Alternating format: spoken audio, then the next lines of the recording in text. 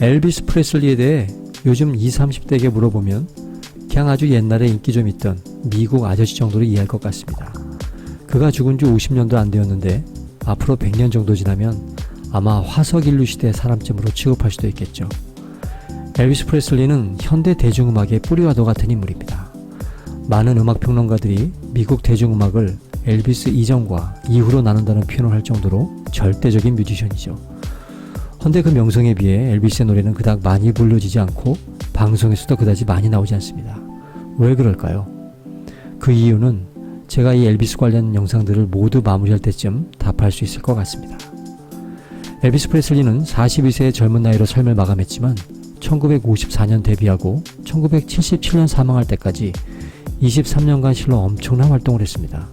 사람이 이렇게 할 수 있나 싶을 정도로 초인적인 활동을 했죠. 최근 개봉한 영화 엘비스에서 그의 매니저였던 톰 파커 대령의 대사 중에 엘비스를 죽인 건 다름 아닌 엘비스의 팬들을 향한 사랑이라는 고백이 나오는데요. 이를 두고 아마도 많은 사람들은 나쁜 놈, 지가 죽여놓고 뭔 소리래? 라고 할 수도 있겠지만 그의 삶을 조금 깊이 들여다보면 어쩌면 그 말이 사실일지도 모른다는 생각을 하게 됩니다.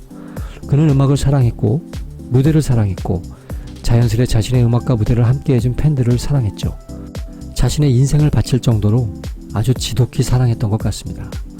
23년에 걸친 그의 음악적 성취와 비하인드 스토리들은 너무도 방대해서 우선 그의 음악 인생이 본격적으로 시작되던 1953년부터 1956년 발매했던 주요 음반을 중심으로 그와 관련된 사건들을 살펴보도록 하겠습니다. 일단 그의 노래가 담긴 앨범의 현황은 다음과 같습니다. 총 247장의 앨범이 발매됐고 미국에서만 1억 4,500만 장, 세계적으로 5억 장에서 10억 장 정도가 판매돼서 솔로 아티스트로는 가장 많은 판매량을 가진 가수로 기네스에 기록되어 있죠. 블루스에서 가스펠, 컨트리, 락커빌리, 로큰롤에 이르는 당대에 유행했던 거의 모든 장르의 음악을 음반에 담았고 각 장르를 너무도 멋지게 해석해서 이후 나올 수많은 팝스타들에게 음악적 영감을 주었습니다. 비근한 예로 엘비스 이후 메가톤급 팝스타였던 그룹 비틀즈의 리더 존 레논은 청소년 시절 엄마가 들려주는 엘비스의 음악을 들으며 뮤지션의 꿈을 키웠다고 합니다. 1953년 7월 18일 첫 녹음. 엘비스는 자신을 발탁했던 선 레코드에서 총 24곡을 녹음했는데 그중 처음 4곡은 자신의 돈으로 녹음을 했습니다. 그중 2곡인 My Happiness와 That's When Your Headaches Begin을 $3 98센트를 주고 처음으로 녹음하게 되죠. 이후 그는 각종 오디션에 참여하고 에드본드라는 그룹에서 보컬로도 활동을 하며 1년여 정도 계속 선 레코드사와 음반 작업을 해나갑니다. 1954년 7월 19일 That's All Right 출시. 엘비스의 가능성을 본 선 레코드의 사장 필립스는 기타리스트 스카티 무어, 베이시스트 빌 블랙을 엘비스의 녹음에 참여시키는데 이들은 7월 5일 처음 만나 엘비스의 인생을 바꾼 싱글 앨범을 녹음합니다. 바로 That's All Right. 영화 엘비스에서 처음으로 흐르는 곡이죠. 원곡은 That's All Right 마마로 델타 블루스 싱어였던 아더 크루덥이 1946년 만들어 발표한 곡입니다. 몇몇 록 평론가들은 이 앨범을 공식적인 첫 로큰롤 앨범 후보로 언급하곤 하죠. 이 곡은 2010년 롤링스톤지 선정 500곡의 위대한 곡 113위로 선정됩니다. 아더의 원곡도 흥겨운 곡이긴 하지만 엘비스는 가스펠과 컨트리에서 느낄 수 있는 경쾌함에 그만이 가지고 있는 독특한 그루브와 폭발적인 가창을 더해서 자신의 곡으로 완벽히 재탄생시킵니다. 그가 가진 이 경쾌함과 열정적 에너지는 그의 어린 시절의 경험에서 비롯된다고 추측합니다. 그의 가족은 백인이었음에도 엘비스 아버지의 사업 실패로 흑인적인 멤피스로 이주해서 살고 있었죠. 당시로서 흔한 일은 아니었습니다. 그로 인해 그는 어릴 때부터 흑인 친구들과 어울리며 흑인들의 리듬을 자연스럽게 체득하게 되고 독실한 크리스찬이었던 어머니의 영향으로 교회 음악과 영성도 함께 받아들이게 됩니다. 당시 흑인들의 음악이었던 블루스였던 리듬은 그들 나름의 흥겨움이 배어 있었지만 음악 저변에 깔려있는 우울함으로 인해 결코 경쾌한 느낌의 흥겨움은 아니었습니다. 반면 백인들이 즐겨 부르던 컨트리와 가스펠에는 밝고 긍정적인 에너지가 넘쳤죠. 통상 블루스의 특징으로 알려진 백비트, 즉 2/4의 강세가 있는 리듬은 컨트리 음악의 특징이기도 합니다. 엘비스는 블루스, 가스펠, 컨트리의 장점들을 엘비스라는 하나의 음악 장르에 농축시켜 놓습니다. 마케팅에 빠른 사람들이 엘비스의 음악에 로큰롤이라는 이름을 붙여놓긴 했지만 엘비스가 로큰롤을 만든 것도 아니고 그의 음악을 로큰롤이라는 특정 장르에 묶어놓는 것도 올바른 음악적 해석은 아닐 듯 합니다. That's All Right은 1954년 7월 8일 첫 라디오 방송을 타게 되는데 이 방송을 시작으로 엘비스의 노래는 남부 전역에서 크게 히트하게 됩니다. 7월 19일 발매 예정이던 이 앨범은 6,000장이나 선주문을 받게 됩니다. 한마디로 대박이 난 거죠. 멤피스에 있던 소규모 레코드사였던 썬 레코드는 정신을 못 차릴 지경이었습니다. 또한 이 곡의 성공으로 엘비스는 기타리스트 스카티 모어와 베이시스트 빌 블랙에게 수익금의 25%씩 주기로 하고 정식 계약 후 팀을 꾸리게 됩니다. 이후 이 3인조 엘비스 밴드는 남부 일대를 돌며 공연을 하면서 5장의 싱글 앨범을 더 냅니다. 물론 성공만 있었던 건 아니었습니다. 당시 최대의 라디오쇼였던 그랜드 올레 오프리 쇼에 출연하러 오디션을 봤지만 가서 트럭이나 몰라는 핀잔을 듣고 불합격되었습니다. 그의 노래 스타일은 당시 보수적인 중년 백인들에겐 너무 생소한 나머지 반발도 또한 매우 컸죠. 다음 소개해드릴 앨범은 1956년 1월 27일 발매한 싱글 앨범 핫브레이크 호텔입니다. 엘비스는 매니저였던 톰 파커의 중재로 1955년 11월 선 레코드에서 RCA로 옮기게 됩니다. 선 레코드의 필립스는 4만 달러에 엘비스에 대한 전속권을 팔았습니다. 4만 달러. 4만 달러. 이 금액을 잘 기억해 두어야 합니다. 우리는 살면서 필립스와 같은 선택을 하면 절대 안 될 것 같습니다. 이 앨범은 RCA로 옮긴 후 발매한 6번째 앨범이었는데 이적 후 2달 만에 6장을 낸 겁니다. 엘비스가 가수로서 어느 정도 영향을 가진 사람인지 짐작할 만한 대목입니다. 이 곡은 발표하자마자 빌보드 싱글 차트에서 7주간 1위에 오릅니다. BTS의 다이너마이트, 버터가 1위 찍었던 바로 그 차트입니다. 고등학교 교사였던 메보렌 엑스턴과 싱어송라이터였던 토미 더든이 만든 곡인데 평소 엘비스를 눈여겨보던 엑스턴이 직접 엘비스를 접촉해 곡을 전달하고 취입을 결정하게 만들었습니다. 선 레코드의 필립스보다 뛰어난 안목을 가졌던 사람인 건 분명합니다. 이 곡은 엘비스의 마지막 공연인 1977년 5월 29일 볼티모어 공연 때까지 공연의 단골 레파토리가 됩니다. 1956년 3월 13일 드디어 엘비스의 첫 번째 데뷔 앨범인 정규 스튜디오 앨범이 출시됩니다. 엘비스 프레슬리.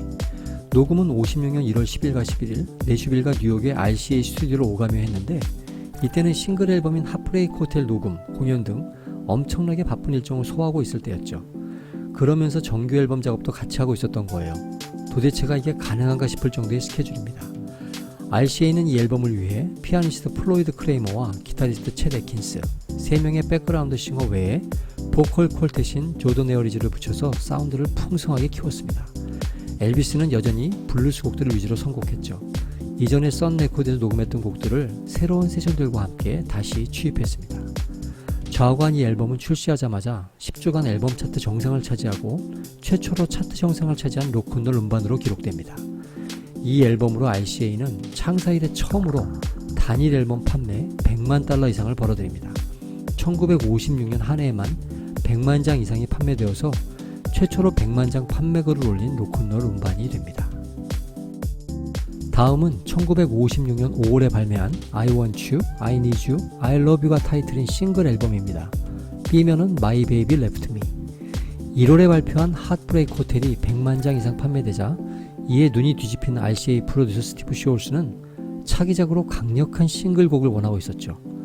바쁘게 움직이는 엘비스를 데리고 오기 위해 전용 비행기까지 보냈지만 너무 바쁜 일정에 지치고 오는 동안 기체 고장도 있어 기진맥진한 엘비스와 세션들은 무려 17번의 테이크를 하면서도 마음에 드는 녹음을 할 수가 없었습니다. 하는 수 없이 녹음을 중단하고 엘비스와 팀원들은 다음 일정을 위해 내슈빌을 떠나게 되죠. 엘비스를 다시 데리고 오기가 어렵다고 판단한 스티브는 14번과 17번 테이크를 절묘하게 이어붙여 음반을 발매합니다. 요즘이야 녹음 과정이 디지털화되어 있어 이런 기법을 일반적으로 사용하지만 당시 테이프로 녹음하던 시절 이런 생각을 해낸다는 건 정말 획기적인 테크닉이었습니다. 암튼 음반은 싱글 앨범으로는 핫브레이크 호텔을 뛰어넘는 대성공을 거둡니다. 선주문만 30만 장, 말 그대로 엘비스라는 이름만 붙여도 음반이 팔려나갈 지경이었죠. 이 당시 앞서 발표했던 핫브레이크 호텔과 함께 I Want You, I Need You, I Love You, 또 My Baby Left Me 등 3곡은 모두 탑 20 안에 계속 머물게 됩니다. 자, 다음은 그 유명한 하운드 독을 A면, B면에는 돈비 크루얼이 수록된 싱글 앨범으로 1956년 7월 13일에 발매됩니다. 하운드 독은 1952년 제리 리버와 마이크 슈톨러가 만든 전형적인 12마디 블루스 곡입니다. 1953년 여성 블루스 가수 빅마마 손토니 출시해서 R&B 차트 정상을 차지하는 등 이미 성공한 곡이었죠. 곡이 워낙 좋다 보니 이후로도 약 250개의 버전이 있을 정도로 애청되는 곡인데 그중 엘비스 버전이 가장 크게 성공합니다. 엘비스가 이 곡을 만난 건 아주 우연한 기회였습니다. 4월에 최초의 라스베가스 공연인 뉴 프론티어 호텔 카지노 공연이 잡혀 있었는데 관객들의 호응이 좋지 않아서 시간이 좀 남게 되었죠. 이때 인근 샌즈 호텔 바에서 이 곡을 연주하던 프레디 벨과 벨보이즈 공연을 보고는 바로 이 곡에 꽂히게 된 겁니다. 천재는 자기가 무엇을 잘할 수 있는지 정확하게 알고 있는 것 같습니다. 그는 바로 작곡자인 리버와 스톨러를 만나 곡을 취입하기로 결정하죠. 이 앨범은 발매 후 11주간 1위를 차지했고 이 기록은 이후 36년간 깨지지 않았습니다. 여기서 잠깐 이 곡에 얽힌 한 가지 일화를 소개하면 엘비스가 7월 1일 MBC의 스티브 앨런 쇼에 출연한 사건입니다. 하운드 독을 정식 녹음하기 하루 전날이었지만 톰 파커의 아이디어로 우스꽝스러운 복장을 하고 하운드 독을 아주 짧게 부릅니다. 음반 출시 전 일종의 마케팅이었죠. 하지만 정작 엘비스와 팀원들 모두 엄청 욕을 하고 엘비스의 퍼포먼스가 마음에 들지 않는다며 쇼의 호스트였던 스티브 앨런도 엄청 욕을 해댔죠. 그도 그럴 것이 MBC가 CBS의 일요일 저녁 시간의 대표적인 버라이어티 토크쇼인 에드 설리반 쇼를 이기려고 당대의 코미디 스타였던 스티브 앨런을 내세워 전략적으로 편성한 프로그램이라 MBC 측에서 엄청 기대했던 쇼였기 때문입니다. 양쪽 다 선수들은 못마땅했지만 웬걸 시청률은 대박이 난 겁니다. 처음으로 에드 설리반 쇼를 제꼈습니다. 이에 충격을 받은 설리반은 평소 엘비스를 못마땅하게 생각했지만 3번 출연에 $50,000를 지불하고 엘비스와 출연 계약을 하게 됩니다. 방송 연예계의 단면이랄 수 있죠. 누가 누구를 좋아하건 말건 판매량, 시청률, 숫자가 곧 법인 세상입니다. 에드 설리반 쇼 첫 출연은 9월 9일이었는데 에드 설리반이 교통사고로 치료 중이라 배우였던 찰스 래프턴이 대신 호스트를 합니다. 6천만 명 동시 시청, TV 보는 사람 중 82%가 시청했다고 기록되어 있습니다. 엘비스는 이 쇼에서 발매 예정 싱글곡인 Love Me Tender를 불렀고 보는 사람들은 다 쓰러졌을 겁니다. 20세기 초 미국 대중문화에 큰 획을 긋는 인물들을 꼽으라면 첫 번째가 스윙 재즈 신드롬을 일으킨 글렌 밀러, 두 번째가 두 번 말하면 섭한 스탠다드 팝의 스탠다드 프랭크 시나트라, 그리고 다음 주자로 엘비스를 꼽습니다. 사실 엘비스는 앞에 두 사람을 겹쳐서 찜쪄먹을 수준의 기록과 신드롬을 만들어냈습니다.